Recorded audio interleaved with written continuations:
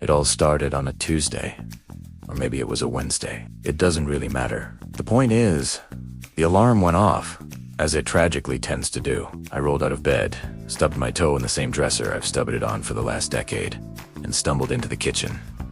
The milk was sour, not just a little off, but actively plotting a rebellion in the carton. Primera starredat italiano.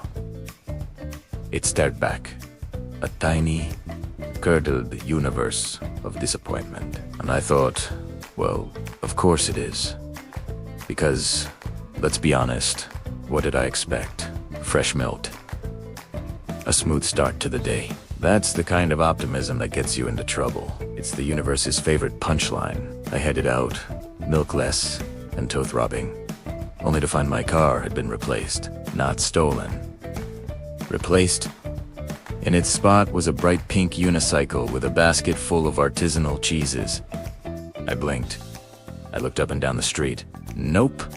Definitely my spot. There was the oil stain I'd been meaning to clean for 3 years. A note was taped to the handlebars. It said, "An upgrade. Enjoy the brie." I wasn't even mad. Annoyed. Barely. It was just another thing. In a world where your car can spontaneously transmute into a dairy-wielding unicycle, getting worked up seems like a waste of perfectly good apathy. So, I grabbed a wedge of Gouda and started the long, wobbly commute to the office. Nothing matters, I reminded myself. Especially not this.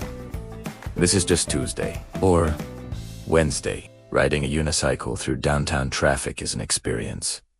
People honk. People stare. A few even applauded. I just chewed my cheese and pedaled. When I finally wobbled into the office parking lot, my boss, Mr. Henderson, was waiting for me. He was levitating about 2 feet off the ground, his tie flapping in a non-existent breeze. "Johnson," he said, his voice echoing slightly. "We need to talk about your quarterly reports and your new mode of transportation." I looked at his floating form, then down at my unicycle. "Is there a problem, sir?" I asked. "The reports are on your desk, and this gets surprisingly good mileage." Just good, a sound that seemed to shake the very asphalt, and floated back towards the building. See, even when your boss gains the power of flight, he's still worried about spreadsheets, the cosmic and the mundane, forever locked in a pointless, bureaucratic dance. The day just got weirder. The office vending machine started dispensing live, confused penguins.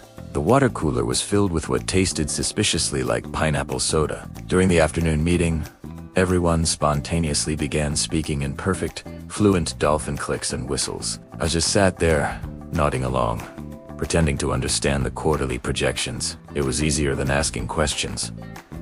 When you accept that the universe is a chaotic, nonsensical sitcom, you learn to just go with the bit. Complaining is like yelling at the television screen. The writers can't hear you, and you just end up with a sore throat. The penguins seemed to be enjoying the soda, so at least someone was having a good day. It wasn't me, but statistically, it had to be someone. Around 3 p.m., the sky turned a lovely shade of plaid. Argyle, I think. A giant, celestial face appeared between the clouds, looking remarkably like a mildly concerned librarian. It cleared its throat, a sound like 1,000 galaxies grinding together. Ahem, it boomed across the planet. "Sorry for the inconvenience. We seem to have misplaced a rather important concept. Specifically the fundamental law of causality for this sector. Things might get a bit random for a while. We've dispatched a technician. Please bear with us." The face then winked and vanished. Around me, people were running, screaming, or trying to trade their office supplies for penguin food. I just leaned back in my chair. "Called it," I muttered to myself. A universe run by a cosmic bureaucracy that misplaces the laws of physics. It was the only explanation that ever made any sense. The cosmic technician arrived shortly after. They looked like a 7-foot-tall, praying mantis in a blue jumpsuit, carrying a toolbox that hummed with primordial energy. It fiddled with the fabric of reality just outside our office window, muttering things like, "Who used a temporal paradox as a paperweight?" And honestly, the interns these days. In a few minutes, the sky returned to its usual, boring blue. The penguins vanished. Mr. Henderson landed with a soft thud back in his office.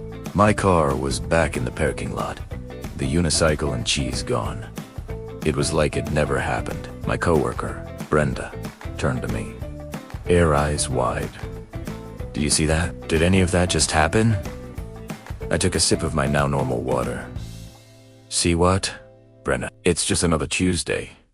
Or Wednesday. It doesn't matter." As I drove home, I thought about it all. To sour milk, the unicycle, the levitating boss, the talking dolphins, the face in the sky. Any one of those things should have been life-altering. A sign, a revelation. But strung together, they were just noise. They were the universe shouting, "See? See how pointless this all is? I can turn your car into a unicycle and your boss into a balloon and it changes nothing." The grandest, most absurd events imaginable. And what was the result? I was still me. I still had to go to work tomorrow.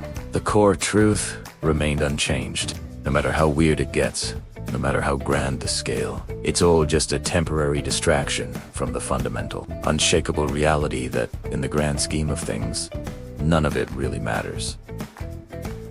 And you know what? There's a strange kind of freedom in that. When you stop looking for meaning in the chaos, you stop being disappointed when you don't find it. You can just be. You can eat the cheese.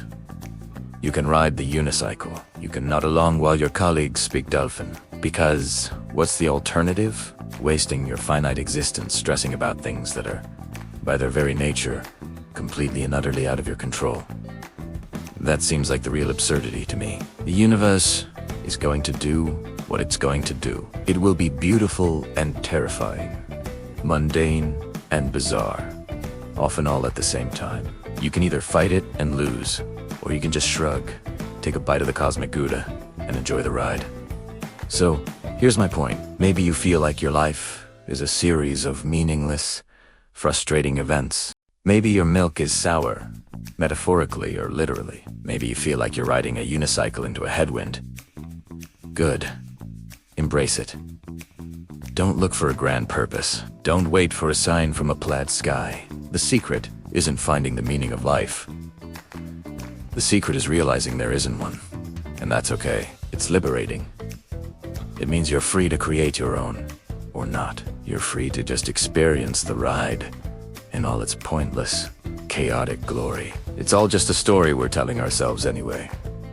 Why not make it an interesting one? And that's really the heart of it, isn't it? The search for meaning is what drives us crazy. But the acceptance of meaninglessness is what can set us free. It's not about being cynical for the sake of it. It's about being realistic. The universe isn't against you.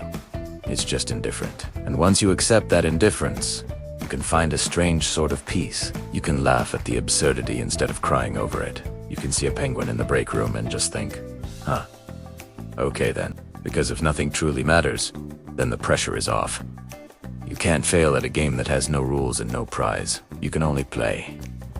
So, play your part. Enjoy the weirdness. And for heaven's sake, if the universe hands you artisanal cheese, eat the cheese. If this story resonated with that little part of you that looks at the world and just thinks seriously, then you're in the right place. We tell stories for people who get the joke, for the unicycle riders, and the cheesy. If you enjoyed this little slice of existential absurdity, do us a favor and hit that subscribe button. We've got a lot more chaos to explore, and we'd love for you to be along for the ride. Thanks for watching, or listening. It doesn't really matter.